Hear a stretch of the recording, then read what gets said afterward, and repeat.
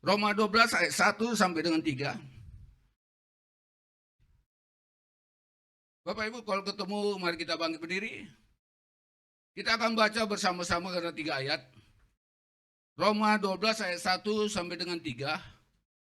Saya hitung sampai dengan 3 kita akan baca bersama-sama. 1, 2, 3.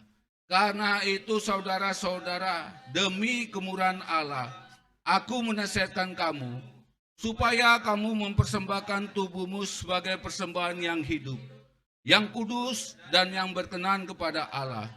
Itulah adalah ibadahmu yang sejati.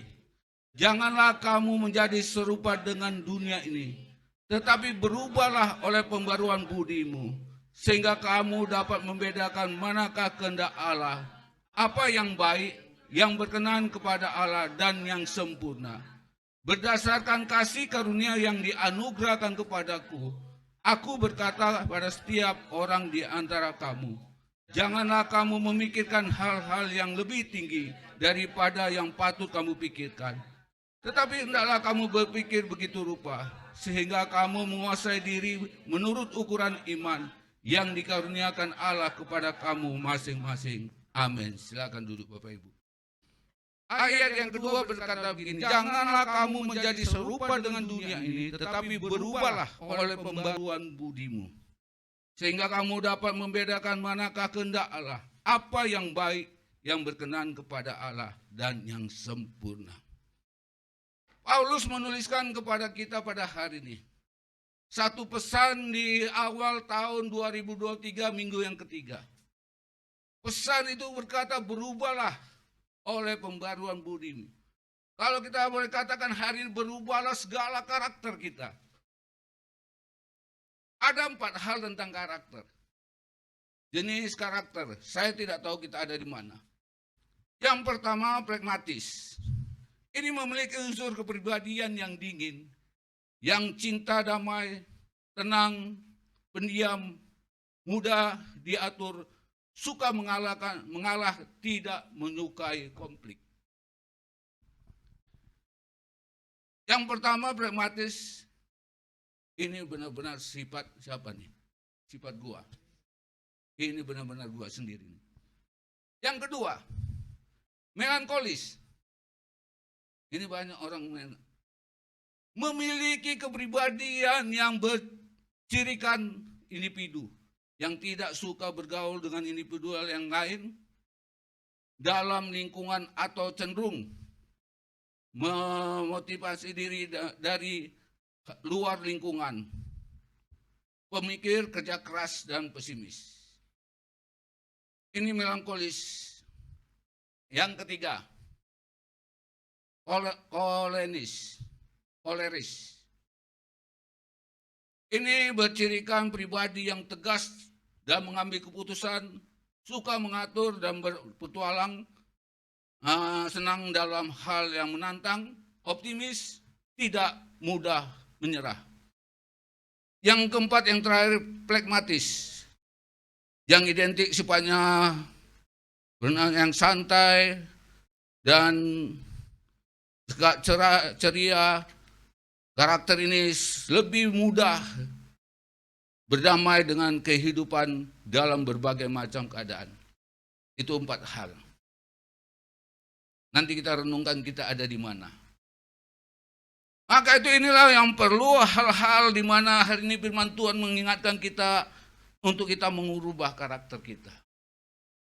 Seringkali kadangkala kita sudah jadi anak-anak Tuhan, sudah begitu luar biasa dan melayani Tuhan. Kita punya karakter kadangkala orang bilang begini, ya hapus cuma saja sama juga sama dengan orang-orang di sana. Tapi saya bersyukur, saya pelayan-pelayan jemaat tempat ini punya karakter yang luar biasa. Tahun 2023 karakter kita karakter yang diubah menjadi karakter yang seperti dengan Kristus. Mau suka atau tidak suka kita harus tertuju kepada Dia. Karena kita tidak tahu kapan nanti kedatangan Tuhan. Mari kita persiapkan diri kita. Saya juga lagi berjuang, mempersiapkan diri, dan saya terus lagi berjuang. Ada banyak hal karakter-karakter sebagai seorang hamba Tuhan, bahkan sebagai pendeta. Kadang-kadang nggak jadi panutan bagi banyak orang.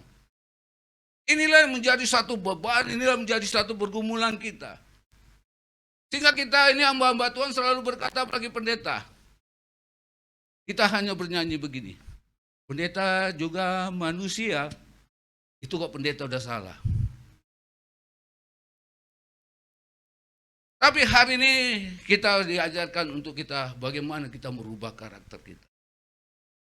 Yang pertama karakter kita yang harus dirubah adalah cara pikir kita. Bagaimana cara pikir kita? Maka tuh ayat 3 berkata begini.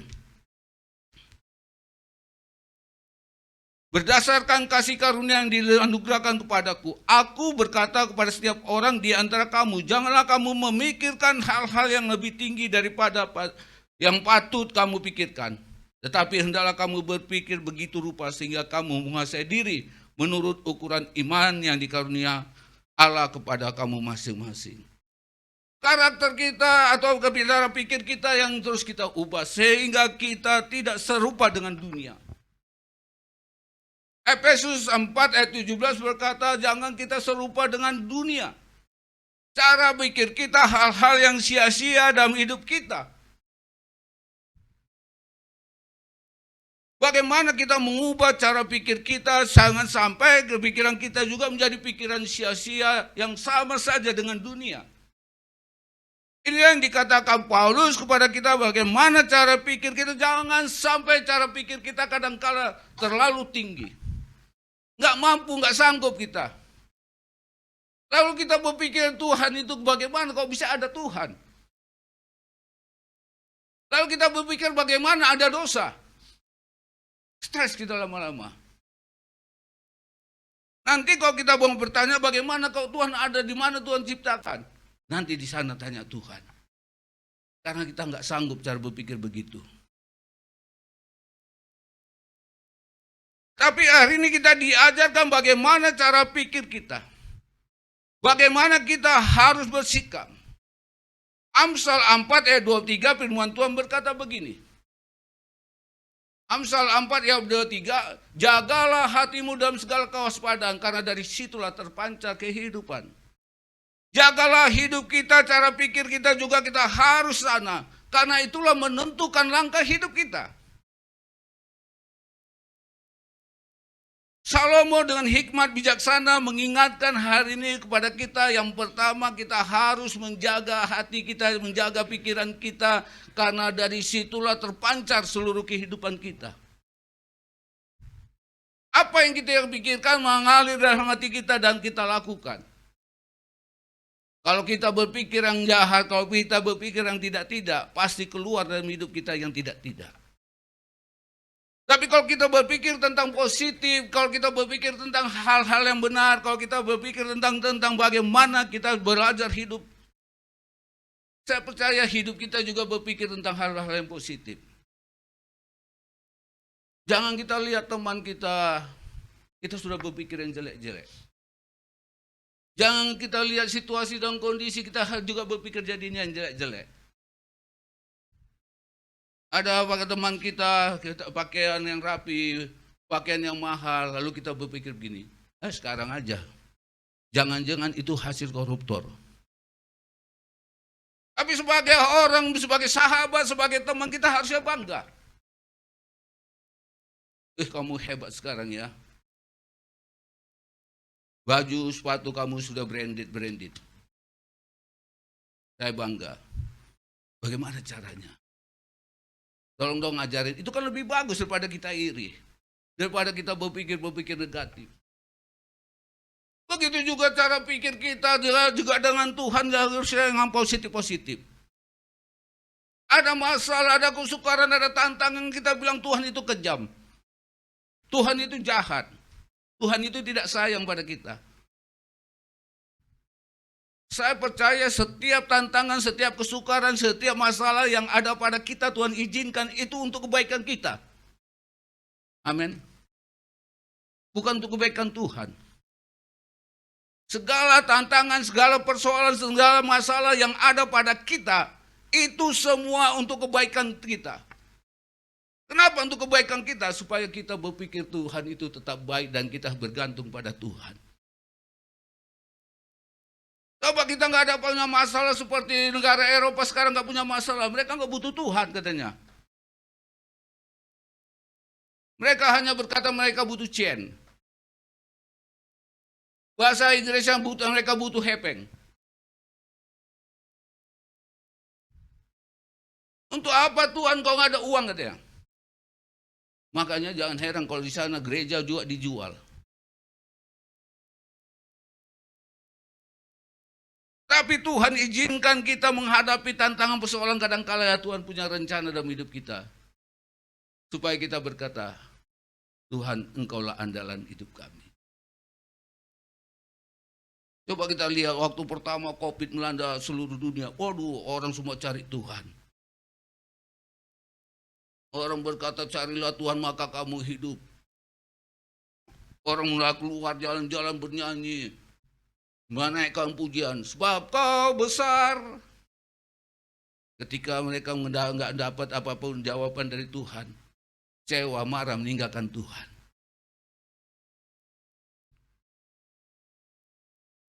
Semua Tuhan izinkan supaya kita bergantung pada Dia.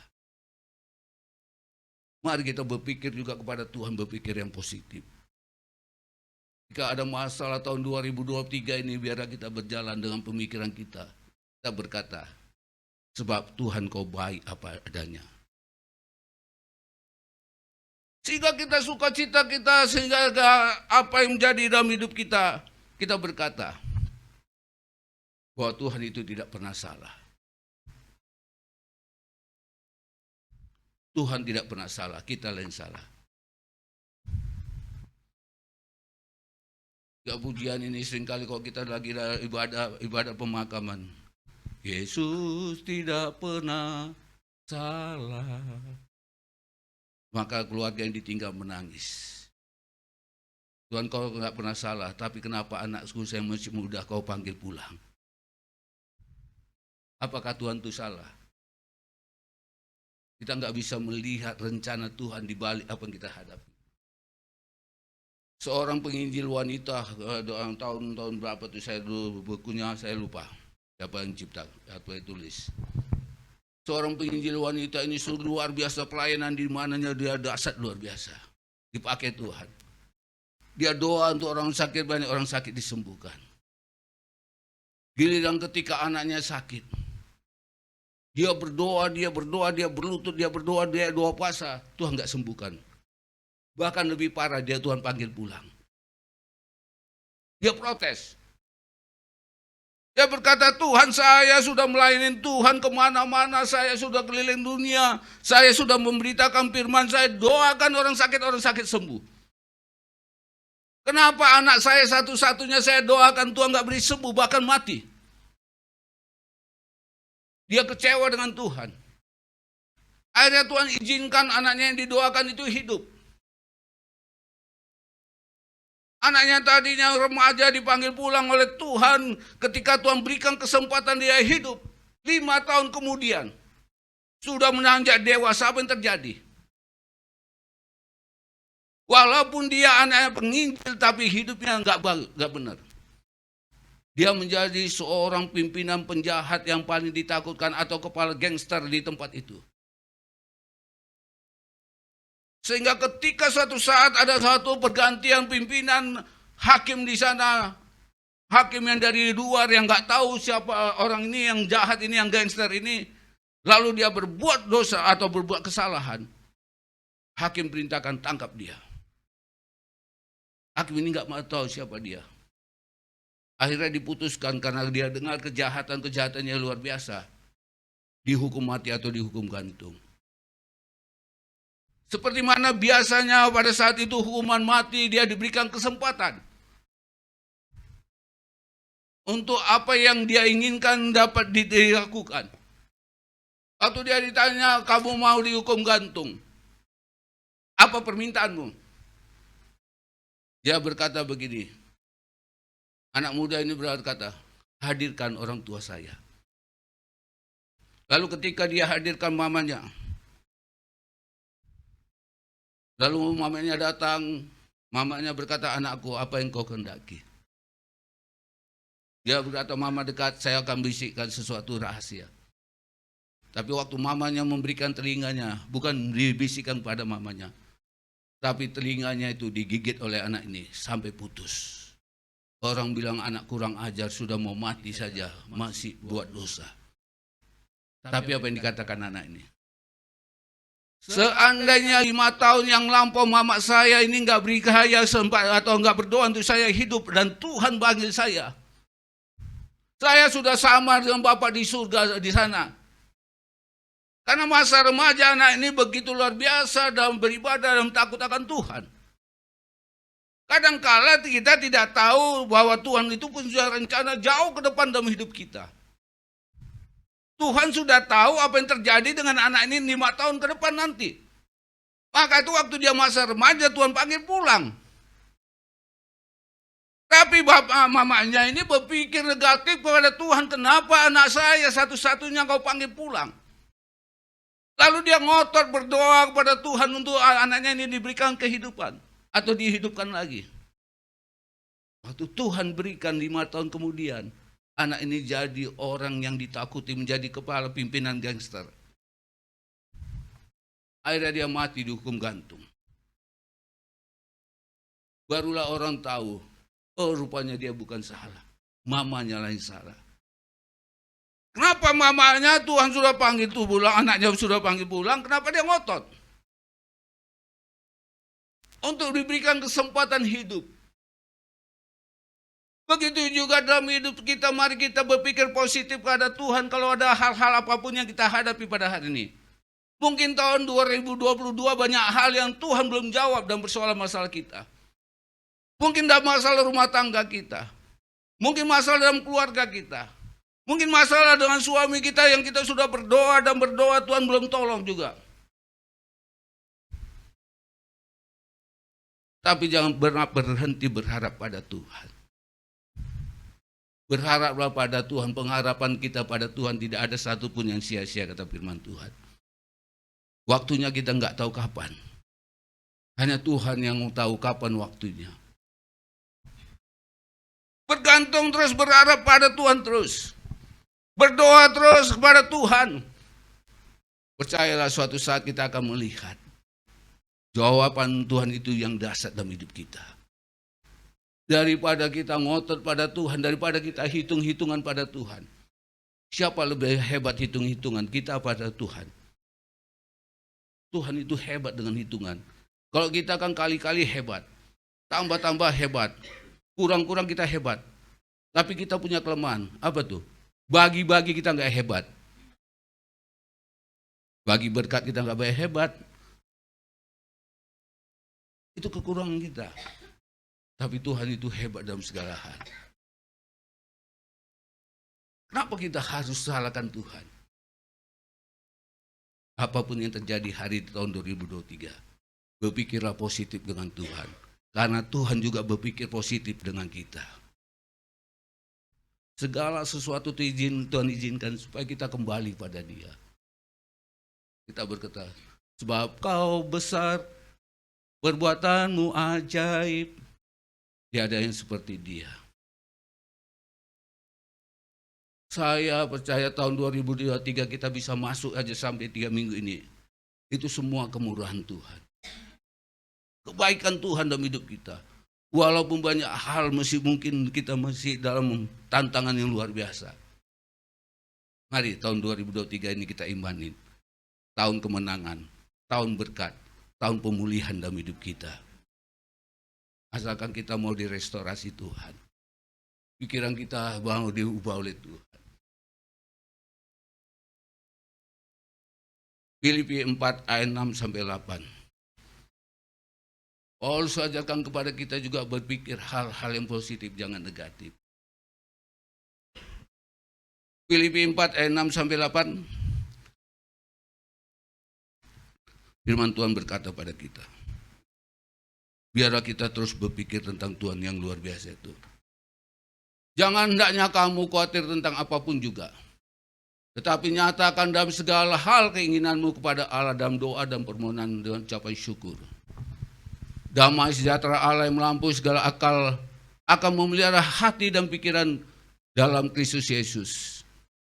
Jadi akhirnya saudara-saudara semua yang benar, semua yang mulia, semua yang adil, semua yang suci, semua yang manis, semua yang sedap, didengar, semua yang disebut kebajikan dan patut dipuji. Pikirkanlah semuanya itu.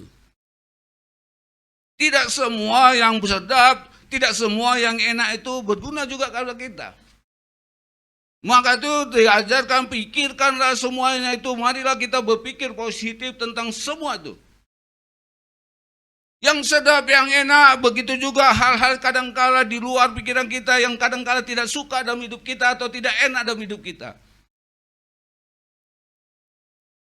Asalkan kita berkata begini, Tuhan itu tahu kekuatan kita. Tuhan terima kasih buat masalah yang kau berikan, aku percaya Tuhan juga berikan kekuatan, kemampuan bagi saya. Kalau kita berpikir positif dengan Tuhan, pasti kita percaya hal-hal apapun yang kita hadapi, tahun 2023 atau tahun baru ini, Tuhan pasti memberikan kemampuan bagi kita.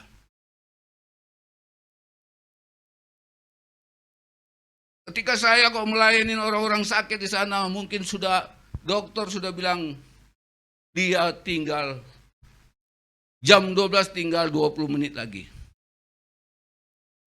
Bapak Ibu kok melayani orang sakit seperti itu, jangan berikan harapan, percaya Tuhan pasti sembuh. Kita percaya mujizat pasti ada. Tapi katakan tetaplah kuat, jangan takut. Lebih bagus kita berikan kekuatan dalam hidupnya. Ketika dia kuat, ketika dia tahu bahwa ada Tuhan, sembuh nggak sembuh, saya mati, saya pasti masuk surga. Supaya dia punya iman seperti itu. Saya percaya ketika dia punya iman seperti itu, Tuhan suka mula. Sembuh tidak sembuh saya tahu, Tuhan pasti sembuhkan saya. Enggak di sini, di surga saya sudah sembuh. Daripada kita berikan pengharapan. Bukan berarti kita tidak percaya ada mujizat. Saya terlalu yakin bahwa mujizat Tuhan itu tetap dan terus ada dan masih ada. Sampai kita di sana mesti ada mujizat. Mujizat kita di sana apa? Kita diselamatkan, diberikan tempat yang terbaik oleh Tuhan. Maka itu percaya Tuhan itu tidak pernah salah dalam hidup kita. Berpikirlah positif. Amsal katakan jagalah hatimu. Supaya kita dapat berpikir positif dalam hidup ini. Bagaimana supaya kita dapat menjaga hati kita, pikiran kita? Yang pertama, bagaimana supaya kita dapat menguasai diri kita? Kita harus merenungkan firman Tuhan siang dan malam. Untuk kita menjaga hati tetap berpikir positif, untuk kita menjaga hati supaya bagaimana pikiran kita ini benar di hadapan Tuhan. Situasi dan kondisi ini kadang-kala kita bimbang, ragu, kecewa. Tapi selama kita jaga hati kita, selama kita hidup dalam kebenaran firman Tuhan, saya percaya pikiran kita pasti pikiran yang positif. Waktu Tuhan Yesus digoda oleh si iblis, berbagai macam cara diberikan, ditawarkan kepada dia. Tuhan Yesus berkata hanya begini. Iblis, firman Tuhan berkata, ketika dia dirayu, dia lihat apa yang ada di bawah sana. Oh, dunia itu akan saya berikan kepadamu. Firman Tuhan berkata, manusia hidup tidak hanya dengan roti saja, tapi dengan firman Tuhan katanya. Mari kita terus hidup dalam kebenaran firman Tuhan. Baca firman Tuhan ini siang dan malam. Bukan sebagai obat tidur, tapi sebagai penyemangat dalam hidup kita. Ketika kita menghadapi tantangan persoalan, firman Tuhan berkata, anakku jangan takut. Carilah Tuhan maka kamu hidup. Mintalah maka kepadamu akan diberi. Sehingga kita terus berlutut. Anak Tuhan kenapa belum kau jawab? Berlutut anakku. Lutut kamu belum lecet-lecet kata Tuhan. Biarlah kita menunggu waktu Tuhan yang terbaik dalam hidup. Adam ketika disampaikan firman Tuhan, dia nggak jaga firman Tuhan. Dia kalah rayu dengan Hawa yang diberikan oleh Tuhan. Hingga manusia jatuh dalam dosa. Tapi mari kita belajar terus hidup dalam kebenaran firman Tuhan. Hanya firman Tuhan inilah yang menjaga hidup kita. Saya percaya ketika hidup firman Tuhan, kita hidup dalam diri kita, pasti kita berpikir positif. Waktu kita masuk dalam lembah kekelaman, firman Tuhan berkata, jangan takut. Dia akan menuntun kita, memimpin kita ke air yang tenang, ke rumput yang hijau. Sehingga kita mendapat penghiburan yang luar biasa dalam hidup ini. Yang kedua, bagaimana kita dapat menguasai pikiran kita? Yang pertama, kita harus merenungkan firman Tuhan. Yang kedua, hidup bergantung kepada Roh Kudus, bukan kekuatan kita. Hidup berserah terus kepada pimpinan Roh Kudus yang memimpin hidup kita. Kita berkata, Roh Kudus, Kau hadir di sini. Biar Roh Kudus hadir dalam hidup kita setiap hari. Undang dia setiap hari. Kekuatan kita sebagai manusia sesuper-supernya kita terbatas. Sehebat-hebatnya, sejenis-jenisnya kita terbatas. Seorang fisikal berkata begini, hidup manusia itu ada 9 kotak. Tapi ada 1 kotak yang kosong. Nah, 1 kotak yang kosong itu kita isi dengan apa?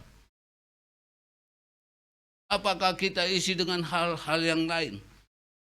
Dia berkata, mungkin dia anak Tuhan, dia berkata, kita harus isi dengan Roh Kudus.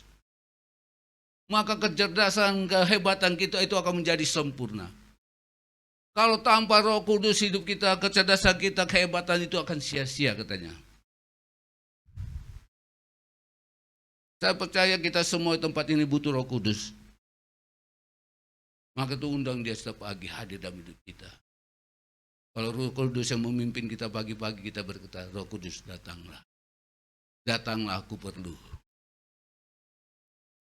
Siapa yang gak perlu Roh Kudus tempat ini? Ada yang gak perlu Roh Kudus, angkat tangan. Biar kita nanti doakan rame-rame. Kita berRoh Kudus. Ketika Roh Kudus hadir dalam hidup kita, hikmat dalam hidup kita juga begitu luar biasa. Tuhan Yesus katakan, aku pergi supaya Dia datang, Roh penghibur, Roh yang memberikan kekuatan dalam hidup kita. Tuhan itu tahu, hanya kita butuh Roh Kudus. Seringkali kita minta Tuhan ubah kita. Tuhan ubah hidup saya. Tuhan ubah kami, Tuhan.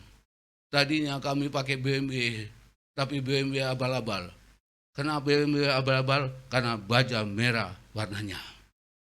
Tuhan, kami mau minta BMW yang asli. Tuhan bilang, kalau saya kasih BMW, kamu nanti isi dengan minyak apa? Karena BMW nggak bisa diisi dengan minyak tanah. Atau yang subsidi punya, BMW atau Pertalite ataupun sekarang bensin sudah nggak ada. Dia harus super Pertamax. Berapa? Bisa 18.000, bisa 20.000. Orang bilang BMW itu kayak gajah minum air. Belum lagi servisnya, belum lagi ganti bannya. Tuhan kau bilang nanti, tunggu.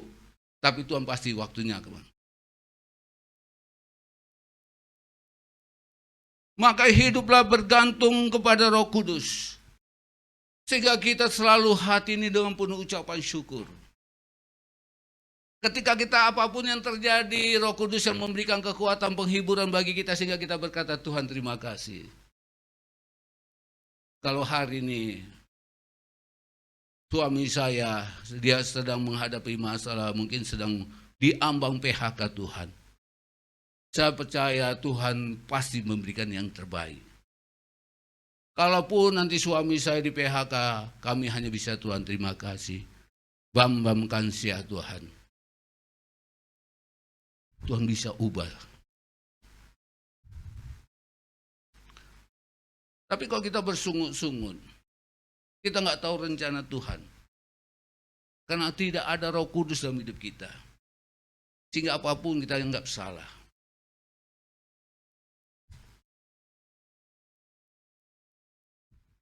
Firman Tuhan dalam Roma 8 ayat 6 berkata begini. Roma 8 ayat 6.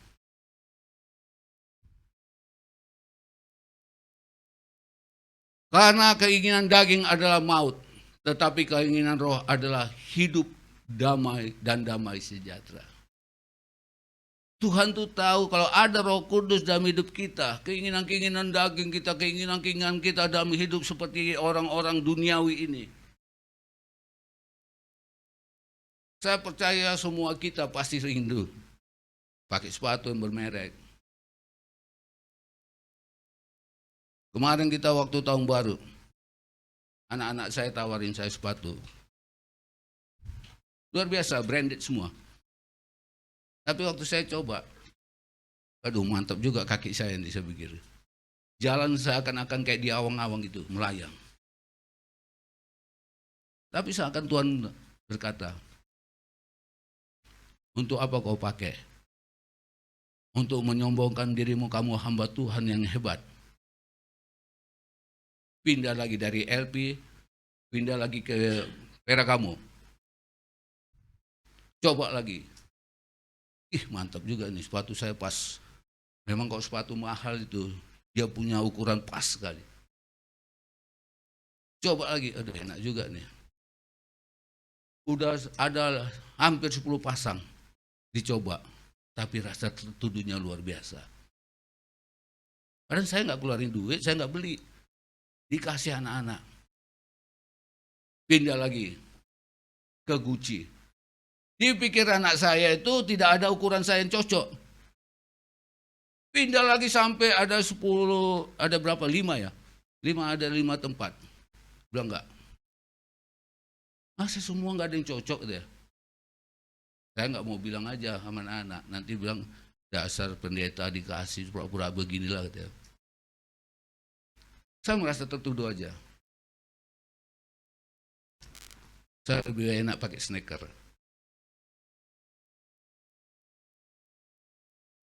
Kalau saya hari ini pakai LP karena saya dulu yang belum bertobat kali ya. Waktu itu kita memang bukan sombongkan diri. Kita memang waktu itu kita beli di Eropa. Ya cukup lah. Kemarin ditawarin lagi, udah nggak usah lah. Ini juga ada cukup. Kalau kita harus mengandalkan Roh Kudus, pasti kita dikatakan Roh Kudus selalu berbicara kepada kita sehingga kita berpikir yang positif-positif. Yang selanjutnya, untuk bagaimana kita akan menjaga pikiran kita yang selanjutnya, yang ketiga, janganlah memberikan kesempatan kepada pikiran membuat kita jatuh dalam dosa. Jangan memberikan kesempatan dalam pikiran kita. Kadang-kadang makanya dikatakan tadi jangan kita berpikir yang tinggi-tinggi. Kadang-kadang kita berpikir hal-hal yang gak mampu kita pikirkan, merenungkan, akhirnya iblis bilang gini, udah kalau mau punya rumah, korupsi dong. Gaji kamu segitu, kapan kamu punya rumah? Gak ada yang tahu. Rubah aja bon sedikit,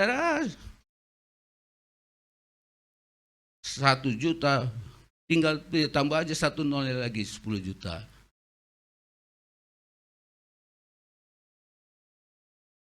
Jangan memberikan kesempatan. Kenapa Daud jatuh dosa kepada Batseba? Kenapa Daud bisa jatuh dosa kepada Batseba? Istrinya Uria, suaminya lagi pulang perang, suaminya sedang perang menang, sukacita mau pulang ke rumah, mau berjumpa dengan istrinya. Sebelum dia pulang, rupanya Daud ini cari angin di atas loteng. Waktu dia cari-cari angin di atas loteng, adem-ademan seorang diri. Dia lewat. Waduh, itu ada si Teteh tuh jalan-jalan di atas loteng juga. Ini bukan porno Bapak Ibu ya. Lalu dia lihat satu pemandangan yang luar biasa. Sedang mandi. Kalau sekarang ini kan walaupun di loteng kaca kita semua sudah reben. Yang bisa dilihat dari dalam tidak bisa dilihat dari luar. Kalau dulu mana ada namanya kaca. Sehingga Daud melihat pemandangan yang luar biasa. Waktu dia lalu pemandangan luar biasa itu, dia biarkan pikirannya merusak hidupnya. Lalu dia berkata, bagaimana saya bisa memiliki dia? Dan pikiran kotor Daud ini bukan saja untuk memiliki Batseba, tapi bagaimana supaya suaminya itu mati. Suaminya belum sampai pulang, belum sampai ketemu dengan istrinya. Lalu Daud perintahkan suruh dia berperang sana untuk memimpin, taruh dia di garis paling depan. Karena pikiran Daud sudah jahat. Kalau dia bunuh, orang bilang apa? Raja membunuh pasukannya sendiri. Pikiran Daud nanti kalau dia berperang, dia pasti mati karena dia di depan. Benar. Tapi syukurlah dia ketika mengalami satu restorasi dari Tuhan yang luar biasa. Anak dari perjinahan itu mati. Daud berharap supaya hidup karena dia mungkin mau nanggung dosanya, tapi anaknya itu mati. Sehingga Daud mengalami satu pemulihan yang luar biasa. Dia kembali memuji Tuhan. Dia tidak lagi memberikan kesempatan hidup dia jatuh dalam dosa. Ada banyak hal kadang-kala kita membiarkan pikiran kita yang merusak hidup kita, yang membuat kita jauh dari Tuhan. Biar tahun 2023 kita biarkan Tuhan untuk memulihkan pikiran kita. Yang keempat, kita harus sungguh-sungguh mencari Tuhan. Orang bilang kalau sudah karakter, orang bilang kalau sudah kebiasaan, tabiat, itu susah dia ubah. Orang bilang itu kalau sudah sifat, kalau orang bilang kalau sudah semacam tadi saya bacakan 4 jenis karakter manusia itu susah diubah. Itu sudah karakternya paten. Saya berkata kalau kita hidup dalam Tuhan, bagi Tuhan tidak ada yang mustahil. Di dunia ini hanya satu yang tidak bisa diubah. Apa tuh? Alkitab ini tidak bisa diubah. Ini yang paten. Segala sesuatu bisa diubah. Kalau Tuhan mau ubah hidup kita, tidak ada satupun yang bisa menghalanginya. Maka itu carilah Tuhan. Supaya Tuhan merubah karakter kita. Supaya Tuhan juga merubah pikiran kita yang kotor, yang najis, yang jahat ini.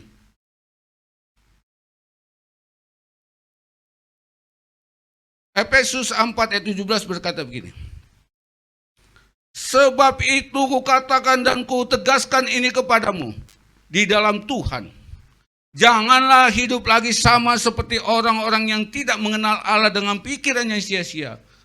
Dan pengertiannya yang gelap jauh dari hidup persekutuan dengan Allah. Karena kebodohan yang ada di dalam mereka dan karena kedigilan hati mereka. Ketika kita jauh dari Tuhan, ketika kita hidup tidak mencari Tuhan, itulah pikiran kita menjadi sia-sia. Kedegilan, kejahatan terus memenuhi hidup kita. Tapi hari ini firman Tuhan katakan mengingatkan kembali kepada kita, carilah Tuhan maka kamu hidup. Dan Tuhan mau supaya hidup kita ini untuk kita mencari Dia lebih sungguh-sungguh lagi. Tuhan Yesus kepada murid-murid berkata, tidakkah sanggupkah kamu berdoa dalam 1 jam saja? Berapa kali kita berdoa? Daniel dia mencari Tuhan itu 3 kali sehari. Yonggi berkata dia mencari Tuhan hampir setiap hari. Dimanapun dia berada. Ketika dia mau khotbah di gerejanya, dia siapkan tempat 1 kosong. Gak boleh didudukin orang. Itu diizinkan hanya Tuhan melalui Roh Kudus yang boleh hadir. Selama kita mencari Tuhan, Tuhan bisa mengubah pikiran kita yang jahat. Tuhan bisa merubah pikiran-pikiran negatif kita menjadi positif. Tuhan bisa merubah pikiran bengkok kita menjadi lurus. Karena hidup kita ada di dalam genggaman Tuhan. Bagi Tuhan itu tidak ada yang selalu sulit untuk mengubah hidup kita. Masalahnya mau enggak kita dipulihkan Tuhan. Kadangkala memang Tuhan memulihkan kita itu sakit. Kadangkala Tuhan proses kita itu kadangkala seperti mana dia proses Ayub, sakit memang. Ingatlah segala proses itu tidak ada yang semuanya enak. Kadangkala ada sakit itu luar biasa. Ayub menggambarkan proses hidup itu seperti tukang emas yang membentuk emas. Ketika kita dapat emas di sana, kita banting. Ketika kita pukul, kita masukkan ke api. Ketika kita keluarin, kita pukul lagi. Sampai dia keluar emas yang murni. Yang begitu indah. Itulah proses yang begitu luar biasa, kadang-kadang sakit. Tapi akhirnya, hasilnya begitu luar biasa.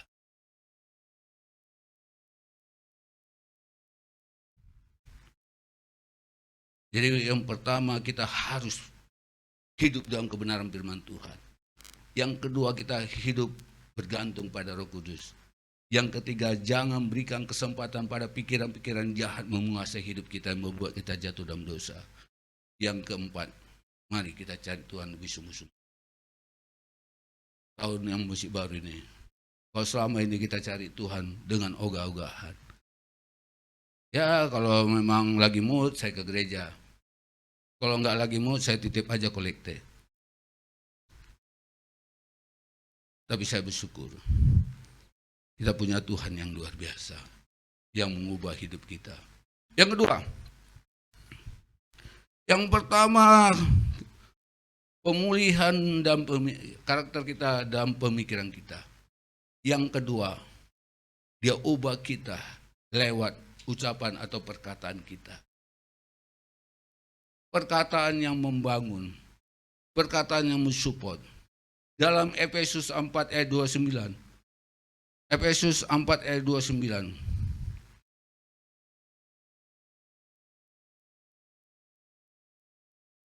Nah dia dapat nggak bahasa Indonesia masa kini? Ini yang biasa. Ada nggak yang BMK? Itu lebih enak lagi. Dalam bahasa Indonesia masa kini berkata, kalau kalian berbicara, janganlah memakai kata-kata yang kotor. Pakailah kata-kata yang membina dan memberikan pertolongan kepada orang lain. Ini kalau bahasa Indonesia masa kininya berkata begini. Kalau saudara dan saya berbicara, janganlah memakai kata-kata yang kotor. Pakailah kata-kata yang membina dan memberikan pertolongan kepada orang lain.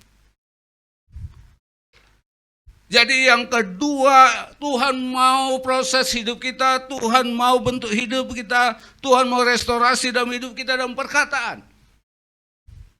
Sebagai orang yang percaya pada Tuhan, sebagai anak-anak Tuhan, hari ini diingatkan kepada kita dalam bahasa Indonesia masa kini berkata, jangan pakai kata-kata kotor. Kadangkala kita juga sebagai orang tua lupa. Kalau marah sama anak kita juga kita lupa bahwa itu anak kita. Seluruh kebun binatang kadangkala kalau kita memaki anak kita keluar. Kata-kata kotor, kata-kata jahat. Padahal anak kandung kita ini anak siapa sih, bandel amat. Dia bilang kadang-kala kita lupa sebagai anak setan. Kalau anaknya anak setan, mamanya apa? Gundurwo. Benar kan? Kalau kita bilang anak kita anak setan, jadi induknya anak siapa? Di atas anak setan, anak gundurwo. Maka itu pakailah. Kalau kita marah, mana kita bilang aja kata-kata anak positif. Anakku, kamu sebenarnya orang hebat. Kamu sebenarnya orang baik. Kenapa hari ini kamu begitu? Kalau anak itu kan sudah diangkat, dia berkata, maaf. Tadi saya nggak sengaja, saya telah melakukan dosa. Ketika dia berkata, malam minggu saya mau belajar sama temannya, nggak tahu dia nggak ada tempat temannya.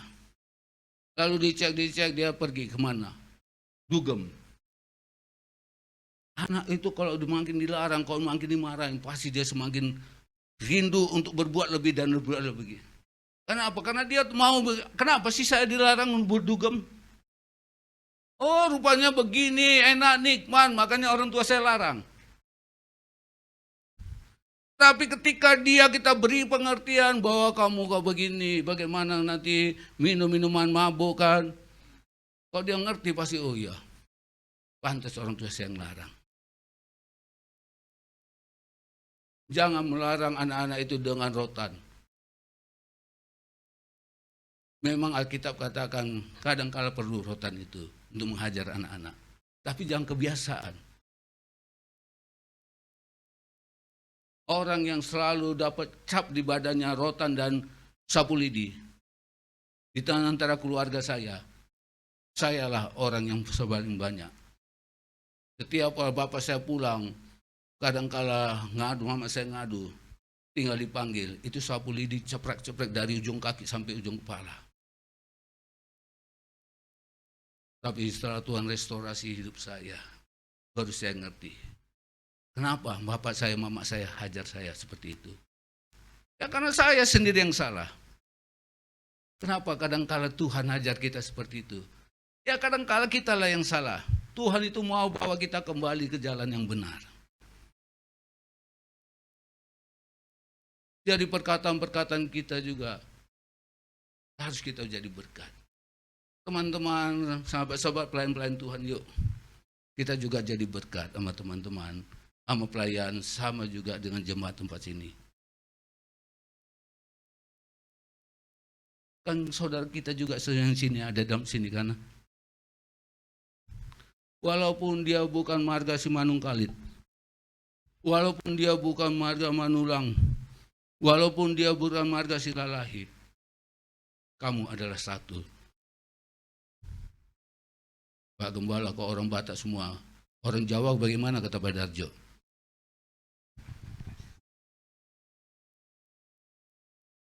Walaupun Pak Darjo orang Jawa, tapi dia tetap satu dalam hidup kita. Karena dalam Yesus tidak ada perbedaan. Yuk kata-kata yang kadang-kala tidak menjadi batu, jadi berkat. Kadang-kala kata-kata kita jadi batu sandungan. Mari tahun 2023 ini kita restorasi pemikiran seperti itu. Teman kita terlambat, kita bilang, Shalom, puji Tuhan.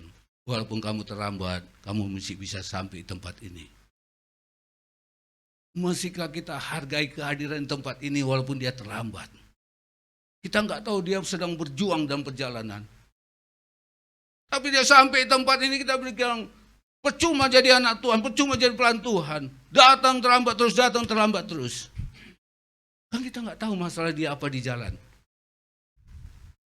Aduh, saya bersyukur Bapak Ibu bisa tampil sampai ke gereja ini. Dengan saya percaya Bapak Ibu sampai ke gereja ini pasti dengan perjuangan. Tapi yuk sama-sama kita yuk minggu depan supaya kita jangan terlambat. Itu kan enak. Dia hanya berkata, Tuhan ampuni saya. Terima kasih buat sahabat saya yang beri support saya. Pasti dia berkata begitu. Lalu berkata kita bilang, mengapa sih terlambat? Ya daripada nggak sejahtera saya pulang deh katanya. Perkataan kita nggak jadi berkat bagi banyak orang. Saya mau belajar. Kadang-kala kita ini, saya jujur, kadang-kala pendeta ini kalau di gereja malaikat. Tapi kalau di luar kadang lebih dari penjahat.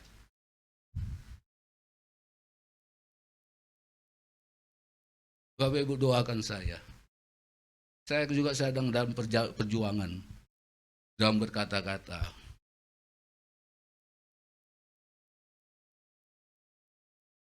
Saya jujur, anak saya sering berkata begini, kalau makan itu kadang-kadang saya marah. Atau Tuhan kadang izinkan gini, kita ini makan bertiga atau berempat, kenapa makanan saya yang sering terlambat? Ditanya istri saya. Anak saya dia bilang, pencobaan datang lagi gitu ya. Saya hanya manggil, Mbak. Pasti marah. Saya bilang, Tuhan, luar biasa Tuhan ini. Kemarin-kemarin saya sudah makan bertiga kita di bakmi. Merek nggak usah sebut. Di bakmi aja dah. Karena di Kabar Gading banyak bakmi. Berapa minggu ini saya duluan datang makanan saya. Padahal makan yang terlambat kata orang, makan yang paling lama datang, itu makan paling enak. Karena dia disajikan nggak buru-buru. Tapi kadang-kala karena kita nggak sabar, lalu kita marah-marah. Anak saya bilang gini, Pak, bagaimana kalau yang Papa marahin itu jemaat? Ya benar juga ya. Kalau saya disalib, saya salib lagi, saya kejar itu. Tahun 2023 saya mau belajar. Makanya saya sering berantem dengan istri. Kasih, lewatin kenapa sih? Gitu ya. Yang mau rugi.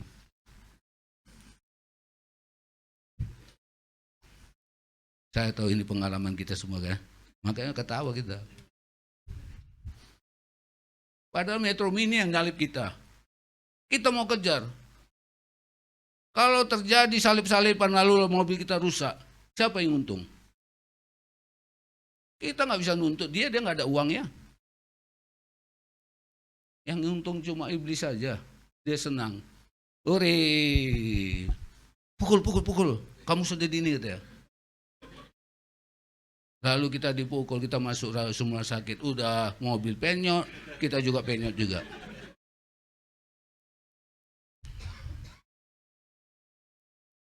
Yuk perkataan kita Wira. Kalau kita disalib berampu nggak kita berkata, itu buka kaca. Bang, terima kasih, haleluya, Tuhan berkati. Pasti supir Metro begini, apalagi orang kita. Aduh Tuhan ampuni, saya telah menyalip pendeta katanya. Dia kan perkataan kita seperti pendeta. Coba kita buka usaha. Hei, mata kamu. Kenapa katanya? Dia lebih galak lagi. Mata kamu ini mata saya. Mata kamu mana? Lalu terjadilah pandang-pandangan. Untung nanti kita ke pandang-pandangan gini. Bang, minta maaf ya.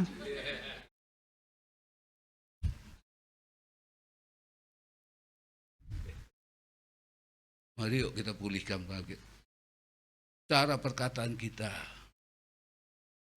Orang mulai melihat hidup kita ini adalah suratan yang terbuka. Sehingga mereka berkata, aduh, kenapa saya dekat Bapak itu adem ya? Tapi kalau kita sebagai pendeta, sebagai hamba Tuhan gak jadi batu sandungan. Tadinya dia mau bertobat. Ada pendeta juga kayak gini. Suatu saat ada pendeta, korbannya luar biasa. Bapak, Ibu, Saudara kekasih, Alkitab berkata begini. Kalau ada 2 pakaianmu, kasih 1 kepada orang. Anaknya ini, bapak saya hebat, luar biasa. Lalu dia pulang. Dia lihat pakaian bapaknya, ada baju biru 2 sama persis. Dia ingat kode bapaknya, kalau ada 2 pakaianmu, kasih 1 sama orang. Dia setiap hari dia melihat ada seorang pemulung. Anaknya ini rupanya dia prihatin. Bapak ini setiap hari pakaiannya compang-camping, apa enggak masuk angin. Lalu dia buka lemari bapaknya ini. Dia kasih, Pak, Tuhan memberkati, pakailah baju ini Pak. Wow, namanya pemulung, baju bagus. Walaupun dia tidak mengerti brandednya, tapi dia mengerti ini baju bagus. Mau baju Senin, mau baju apapun, kalau dia lihat bagus pasti dia senang. Lalu dikasih. Anak ini bersuka cita. Karena doa dia dengar khotbah bapaknya. Bapaknya pulang, lalu bapaknya mau menghadiri satu undangan khotbah di tempat yang lain. Rupanya dia rindu untuk pakai baju biru. Ketika dia lihat, mana satu lagi baju biru saya. Oh, bapaknya marah-marah. Karena baju biru ini rupanya kesukaan bapaknya. Makanya dia beli 2. Istrinya dipanggil, istrinya nggak tahu, dia marah-marah. Dia bilang, istri macam mana kau, sebagian suaminya aja nggak tahu di mana. Dia panggil keluarga, dia panggil semua, dia panggil pembantu, nggak ada yang tahu. Lebih marah bapaknya, padahal dia mau khotbah nih. Dia begini, aduh sudah jam berapa. Dia kepingin pakai baju itu. Lalu anaknya ini, dia pulang. Lihat bapaknya marah-marah. Pak, kenapa? Kok marah-marah dari tadi? Iya, saya mau lihat cari baju saya warna biru. Kamu ada lihat? Ada. Di mana? Sudah saya kasih pemulung, Pak.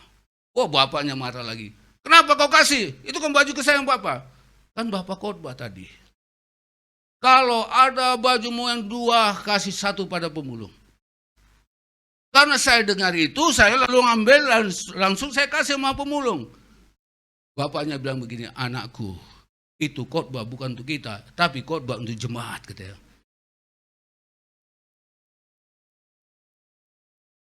Makanya dia nggak jaga perkataannya. Memang pendetanya kadang-kala begitu jago dia ngeles. Kenapa kamu kasih khotbah Papa itu bukan untuk keluarga, tapi untuk jemaat? Dimarahin anaknya. Tapi mari kita jaga perkataan kita, jangan semua orang Betawi bilang jangan asal nyaplak. Ngomong asal bicara. Kadang ngomongan kita sebagai hamba Tuhan kadang seperti orang-orang yang dari kedai kopi. Dia berkata, pujilah Tuhanku, sebab dia besar. Ada hari esok. Cekik. Mulut berbicara tentang kebesaran Tuhan, tapi hatinya berkata, cekik. Apa tuh? Mulutnya sedang memuji Tuhan, tapi pikirannya joker karo. Perkataannya enggak seimbang. Tapi cuma sini ya, enggak ada seperti itu ya. Kalau ada, cepat-cepat bertobat.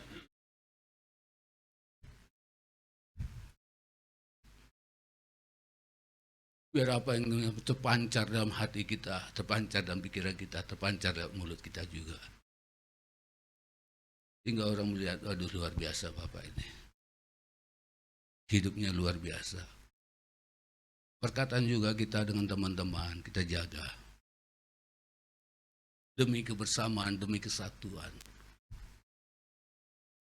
Kita berkata, bro, bagaimana? Luar biasa apa biasa di luar, bro?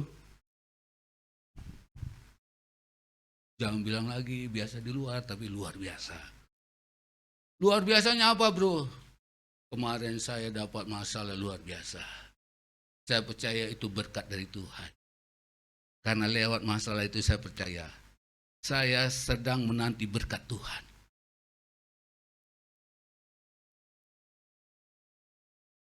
Waktu mobil motor saya itu dicuri di Mangga 2. Saya sudah 2 kali kehilangan motor.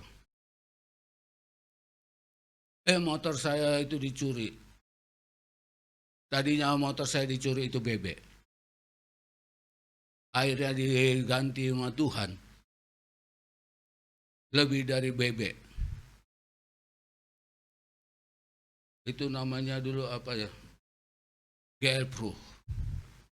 Kalau tadi saya pakai bebek paling dia hanya kwek kwek kwek kwek kwek kwek kwek dia bilang. Tapi GL Pro dia seperti kijang. Tadinya saya pergi ke gereja pakai GL Pro, anak saya yang kecil, yang besar di depan, yang kecil di tengah, istri saya di belakang. Kalau tadi saya bersungguh-sungguh perkataan saya memaki atau perkataan-perkataan tidak jadi berkat, kijang hilang atau bebek hilang, semua hilang. Ketika satu lagi dicuri orang juga, karena yang bawa itu lai saya. Dia waktu itu kerja sama saya, waktu itu saya buka usaha. Bebek hilang, diganti dengan Avanza. Itu mobil pertama kali kita miliki sendiri. Di sana waktu saya pelayanan ke Semarang, istri tinggal sendiri. Karena saya kasihan lihat orang ini di gereja, lontang-lantung. Saya bilang, ayo ikut saya aja di rumah. Dari orang yang tadinya dia lontang-lantung, dia nggak tahu makan aja minta-minta sama orang di gereja. Saya bawa kerja di rumah. Saya pergi ke Semarang, layanan bersama Pak Yakob. Itu emas saya habis semua, emas kita habis semua. Salah satu emas mertua diambil. Tapi berkat Tuhan itu tidak pernah putus. Kita berkata, ya udahlah, dia lagi butuh uang, kita bilang. Kita serahkan aja. Tuhan ganti berlipat-lipat. Mari perkataan-perkataan membangun. Mungkin hari ini, apa kita hilang? Jangan kita mengumpat, jangan kita memaki, jangan kita mengutuki. Karena Alkitab berkata, itu kutukan menghakimi itu adalah milik Tuhan. Tapi kita berkata terima kasih. Kalau kita dibully, terima kasih Tuhan. Kita percaya dia sayang sama saya, tapi cara dia saja yang salah. Tuhan berkati teman saya. Kalau kita dicaci maki, saya berkali-kali saya katakan sini, waktu saya dipinah saya bilang Tuhan terima kasih. Karena lewat pinahan itu saya menjaga hati. Waktu itu saya masih di pusat. Pada saat itu saya sudah pada titik diperhadapkan, dipecat atau tidak. Tapi ketika saya nggak balas kejahatan dia itu, saya sudah mati waktu sidang, Tuhan ampuni. 2 orang gembala yang mempertahankan saya. Gembala dan wakil gembala. Pak Yakob dengan Yohanes berkata, Pak Robert tidak salah apa-apa. Ibu, jangan sembarang ngomong. Ada sampai sekarang saya dipercayakan. Tapi kalau perkataan kita, dasar ini orang tua sudah nggak tahu malu. Udah tua, udah mau game, mesti membina orang. Saya percaya Tuhan pasti nggak pakai kita. Maaf kata, bukan saya membanggakan siapa diri saya. Saya membagi sharing kepada Bapak Ibu. Suatu apapun kita hadapi, jangan keluar kata-kata mengumpat. Jangan keluar kata-kata kadang-kala mengutuk. Tahun 2022 kan pernah khotbah saya, perkataan kita ini penuh kuasa. Apa yang kita perkatakan, apalagi sama anak kita, jangan sekali-kali bilang kepada anak kita anak bodoh. Itu satu kutukan kepada anak kita. Berkatilah anak-anak kita walaupun dia bodoh, kita berkati, kamu hebat, kamu luar biasa. Kan saya ambil perumpamaan tentang seorang janda mempunyai 2 anak. Satu bodoh, satu dia berhasil. Tiap hari dia dikatakan bodoh, makan, si bodoh mandi, si bodoh lewat. Tetapi ketika dia direstorasi Tuhan, dia berkata rupanya saya bodoh, saya hebat. Dan dia benar-benar menjadi orang hebat. Seorang yang melatih dia, seorang yang memimpin dia berkata, kamu berhasil, kamu menjadi orang yang hebat. Yang pertama kali kamu bisa dapat nilai yang paling tinggi. Padahal dia berkata, kan saya dipanggil nama saya, pasti saya nggak lulus karena saya bodoh. Tapi ketika ada kata-kata support, kata-kata yang luar biasa, dia berkata, seorang instruktur berkata, kamu selamat, kenapa saya panggil nama kamu duluan? Karena kamu berhasil menjadi orang yang keluar, orang yang berhasil dengan nilai sempurna. Kata-kata yang membangun buat hidupnya terus membangun. Tuhan Yesus berkata kepada orang yang lumpuh, dia berkata begini, kamu sudah jorok, kamu sudah najis, ngapain kamu sini? Banyak orang yang berapa kebauan. Tapi Tuhan Yesus kata-kata yang berkat yang luar biasa, bangun, angkat tilammu dan berjalanlah. Kata-kata ini membuat dia semangat, dia bangun, dia angkat tilam, dia berjalan. Walaupun dia lihat dalam hidupnya enggak mungkin dia bisa. Tapi kata-kata positif membuat kadang-kala orang bisa bangkit. Tapi kata-kata kita yang mengutuki membuat orang hancur. Tinggal pilihan kita. Walaupun musuh kita, yuk sama-sama belajar, saya juga sedang belajar. Walaupun musuh kita, walaupun dia berkata apapun pada kita, mari kita belajar. Tuhan ampuni, dia saudara saya Tuhan. Dia enggak tahu apa yang dia perkatakan. Saya percaya dia orang baik Tuhan. Mungkin dia sedang ada masalah persoalan dalam hidupnya. Tuhan berkati dia Tuhan. Jangan biarkan dia binasa. Saya percaya perkataan-perkataan kita walaupun enggak didengar dia, tapi Tuhan dengar. Itu akan menjadi berkat bagi dia. Nama Tuhan dimuliakan.